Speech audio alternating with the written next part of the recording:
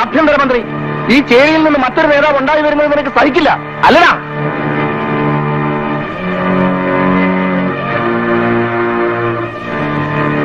പാവ സുധീർ, ഇനിയും കൂടെ നടന്നടാ. വാടാ പോവാം.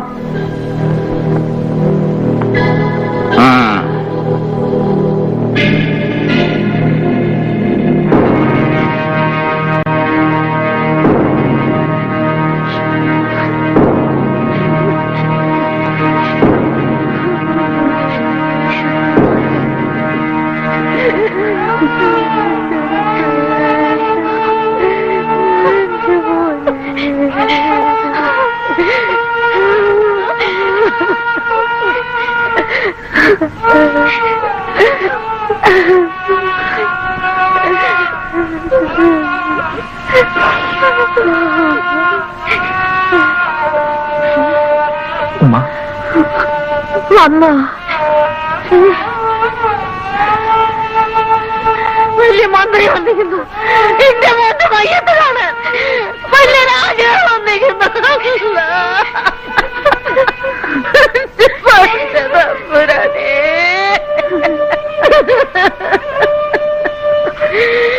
എന്റെ കണ്ണിന്റെ മുമ്പ് നാണോലിന്റെ പൊന്നു മോനെ വെട്ടിയരിഞ്ഞത്. എവിടെ പോയി നിന്റെ പൊലിയൊന്നും പറഞ്ഞാലോ? എവിടെ പോയി?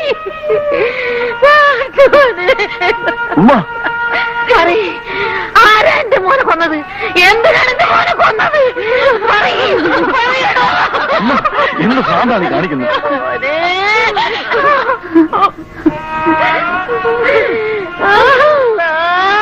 എന്റെ മോനെ കൊന്നവരെ പിടിച്ചു കെട്ടാൻ കഴിയില്ലെങ്കിൽ എനിക്ക് തന്നെ കാണണ്ട. പോയിക്കോ, പോരാ, ഇറങ്ങിപ്പോ, പോവാൻ പോരാ.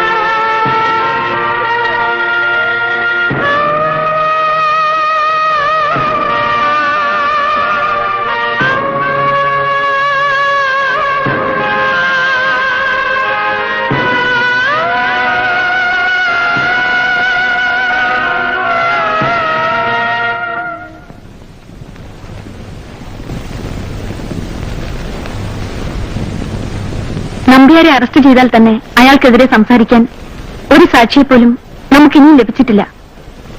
ഇന്നലത്തെ അക്രമത്തിൽ പങ്കെടുത്ത ഒരാളെപ്പോലും ഐഡന്റിഫൈ ചെയ്യാനും നമുക്ക് കഴിഞ്ഞിട്ടില്ല. A total failure of the law and order machinery.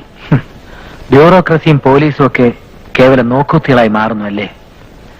ഏത് ദുരന്തവും കുറെ പഴുതുകളും വിശദീകരണങ്ങളും കൊണ്ട് ഡൈല്യൂട്ട് ചെയ്യാൻ നമുക്ക് കഴിയുന്നു.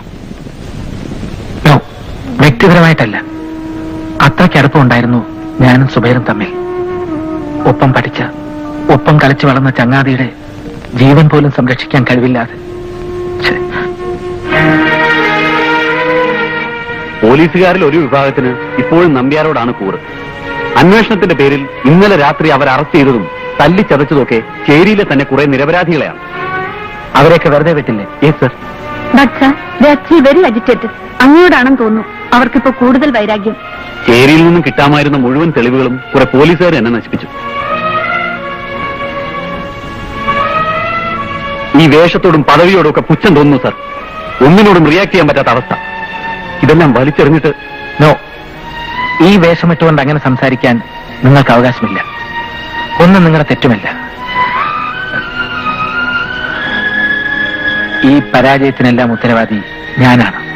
അത് ഞാൻ ഏൽക്കുന്നു. ചെയ്യാൻ കഴിയുന്നതും അതിലപ്പുറമൊക്കെ ചെയ്തു തീർക്കാനുള്ള വെമ്പലിൽ ഒരു ചട്ടക്കൂടിനുള്ളിലാണ് നമ്മളൊക്കെ എന്ന സത്യം മറന്നത് ഞാനാണ്. തെറ്റുപറ്റിയത് എനിക്കാണ്. Now I realise it. Thank you. Thank you for everything. Sir, രാജിവെക്കാനാണോ അങ്ങയുടെ തീരുമാനം? യെസ്. ഈ സിറ്റുവേഷനിൽ തന്റെ ഈ രാജിക്കത്തിന്റെ സ്ഥാനം ചവറ്റുകൊട്ടയാ. എടോ, ഒരു ക്രൈസിസ് ഉണ്ടാകുമ്പോ തോറ്റു കൊടുക്കാൻ എളുപ്പമാ.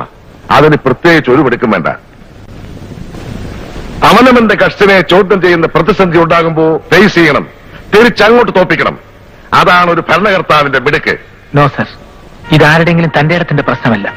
ആഭ്യന്തരമന്ത്രിയുടെ ജോലി ഏറ്റെടുത്ത അന്ന് മുതൽ ഞാൻ തുടങ്ങിയതാണ് വർഗീയതയുടെ പേരിൽ ജനങ്ങളെ ഭിന്നിപ്പിക്കുന്നവർക്കെതിരെയുള്ള ഈ യുദ്ധം. റെയ്ഡും അറസ്റ്റും എല്ലാം. പക്ഷേ ഒടുവിൽ അവരെന്നെ തോൽപ്പിച്ചു കളഞ്ഞു സാർ. അവരെ തടയാൻ എനിക്ക് കഴിഞ്ഞില്ല. ഇപ്പോ അവരെ നിയമത്തിന്റെ പിടിയിൽ കൊണ്ടുവരാനും എനിക്ക് കഴിയാതെ പോകുന്നു. ഇല്ല സാർ, ഇനി ഇങ്ങനെ തുടരുന്നതിൽ അർത്ഥമില്ല. I want to quit. ഞാൻ രാജിവെക്കുകയാണ്. എടോ, തന്നെപ്പോലെ തന്നെ ഒന്നുമില്ലായ്മയിൽ നിന്ന എന്റെ തുടക്കം. വർഷങ്ങൾക്ക് മുമ്പ് ഒരാവേശത്തിന്റെ പേരിൽ എടുത്തു ചാടിയത രാഷ്ട്രീയത്തിലേക്ക്. അന്ന് നഷ്ടപ്പെടാൻ എനിക്ക് ഒന്നും ഉണ്ടായിരുന്നില്ല. ഒന്നും വേണമെന്ന് മോഹിച്ചുമില്ല. പിന്നെ പിന്നെ വലുതായി, നേതാവായി. പിടിച്ചു നിൽക്കാനും കെട്ടിയതൊക്കെ കൈപ്പിടിയിൽ ഒതുക്കാനും ഒരു വാശിയായി. മുകളിലേക്ക് ഓരോ പടി കയറുമ്പോഴും അതിന്റെ തൊട്ടു മുകളിലത്തെ പടിയിൽ നിന്നവർ എന്നെ ചവിട്ടി താഴേക്ക് തള്ളിയിട്ടുണ്ട്. തൊട്ട് താഴെ പടിയിൽ നിന്നവർ എന്റെ രണ്ട് കാലിനും കൂട്ടിപ്പിടിച്ച് താഴേക്ക് വലിച്ചിട്ടുണ്ട്. പിടി വിട്ടു പോകാതിരിക്കാൻ വേണ്ടി ഞാൻ ഒരുപാട് വൃത്തികേടുകളും ചെയ്തിട്ടുണ്ട്. എന്നിട്ടും വീണു പോയിട്ടുണ്ട്. പക്ഷേ അപ്പോഴൊക്കെ ഞാൻ ചെന്ന് വീണത് എന്റെ ജനങ്ങളുടെ കൈകളിലാണ്. എന്നെ വെറുക്കുകയും കല്ലെറിയുകയും സ്നേഹിക്കുകയും ഒക്കെ ചെയ്ത ജനങ്ങൾ. കല്ലെറിഞ്ഞ കൈകൾ കൊണ്ട് തന്നെ ജനങ്ങൾ എന്നെ പിന്നെയും പിന്നെയും എടുത്തുയർത്തിയിട്ടുണ്ട്. തിരിച്ചങ്ങോട്ട് ജനങ്ങൾക്ക് ഒരുപാട് എന്തെങ്കിലും കൊടുത്തു എന്ന് ഞാൻ അവകാശപ്പെടുന്നില്ല. അവർ പ്രതീക്ഷിച്ചതൊക്കെ നിറവേറ്റി എന്നും പറയുന്നില്ല. പക്ഷേ മനഃപൂർവമല്ലാതെയുമുള്ള കുറേയേറെ തെറ്റുകൾക്കിടയിൽ ഒരു പിടിശ്ശേരികൾ. അതിന്റെ പേരിൽ എനിക്ക് വാരിക്കോരി ജനങ്ങൾ സ്നേഹം തന്നു. അതാണ് ജനം. ജനങ്ങളാണ് തന്റെ ബലം. അധികാരം കിട്ടിയിട്ടും താൻ ജനങ്ങളെ മറന്നില്ല. അവർക്ക് അന്യനായില്ല. ഇപ്പോൾ താൻ കീഴടങ്ങുന്നത് ജനവികാരത്തിലല്ല, ജനങ്ങളുടെ ശത്രുക്കളുടെ മുമ്പിലാണ്. താൻ തോറ്റാൽ തോക്കുന്നത് ജനങ്ങളായിരിക്കും. പാടില്ല, നേരിടണം. ആഭ്യന്തരമന്ത്രി എന്ന നിലയിൽ കഴിയില്ല എങ്കിൽ അതിനേക്കാൾ വലിയൊരു പദവിയുണ്ട് തനിക്ക്. ജനങ്ങളിൽ ഒരാളെന്ന പദവി. സ്വന്തം ശത്രുക്കളെ നേരിടാൻ ജനങ്ങൾക്ക് അവകാശമുണ്ടോ? നിയമത്തിന്റെ വഴിയിലൂടെയെങ്കിൽ അങ്ങനെ, അല്ലെങ്കിൽ ജനങ്ങൾ തിരഞ്ഞെടുക്കുന്ന ജനങ്ങളുടെ വഴിയിലൂടെ.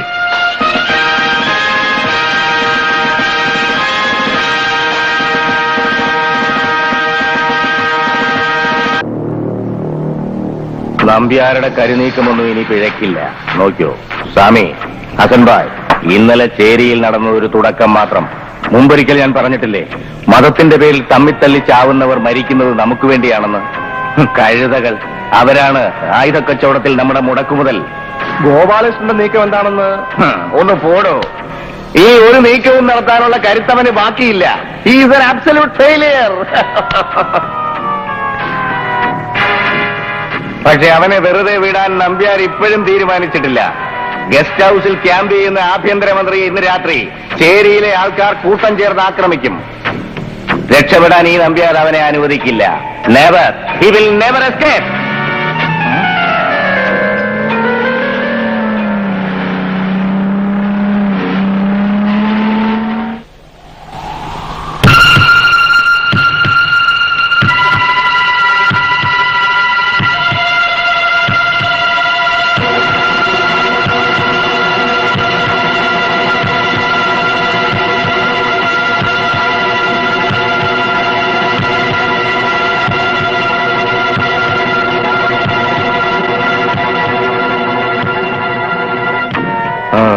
നീ വരുമെന്ന് എനിക്കറിയാമായിരുന്നു. വന്നേ തീരൂ. എന്താ നിനക്ക് വേണ്ടത്? മാപ്പ് അല്ലേ? നോ, ഇല്ല. നിന്നോട് ക്ഷമിക്കാൻ എനിക്ക് ഉദ്ദേശമില്ല. നിനക്ക് ഞാൻ വിധിച്ചിരിക്കുന്നത് മരണമാണ്, ക്യാപിറ്റൽ പണിഷ്മെന്റ്. ഒരു ദയാഹർജിയും നമ്പ്യാരുടെ കോടതിയിൽ സ്വീകരിക്കപ്പെടില്ല. ഒരു ശിക്ഷ വിധിച്ചാൽ അത് നടപ്പിലാക്കാനും നമ്പ്യാർക്കറിയാം. നമ്പ്യാരത് തെളിയിച്ചിട്ടുണ്ട്.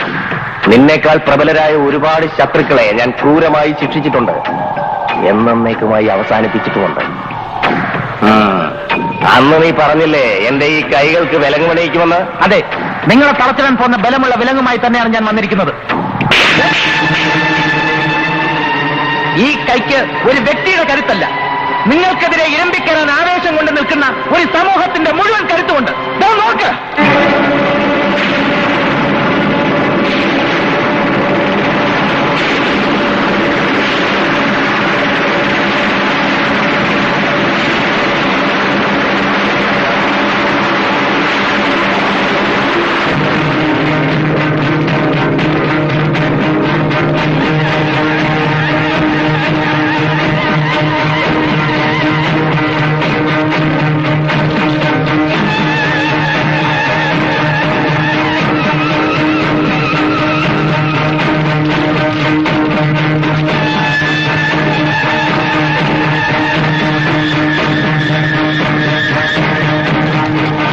ആഭ്യന്തരമന്ത്രിയായിട്ടല്ല ഞാനിവിടെ വന്നിരിക്കുന്നത്, ഇവരിൽ ഒരാളായിട്ട്, ചേരിയിലെ പഴയ ഗോപാലകൃഷ്ണനായിട്ട്. നിയമവും ഭരണകൂടവും നിയമപാലകരും അടക്കം എല്ലാറ്റിനെയും എക്കാലവും ചൊൽപ്പടിക്ക് നിർത്താമെന്ന് നിങ്ങൾ ധരിച്ചു. കീഴടങ്ങാത്തതിനെല്ലാം എന്നേക്കുമായി അവസാനിപ്പിക്കാമെന്ന് വ്യാമോഹിച്ചു, അല്ലേ?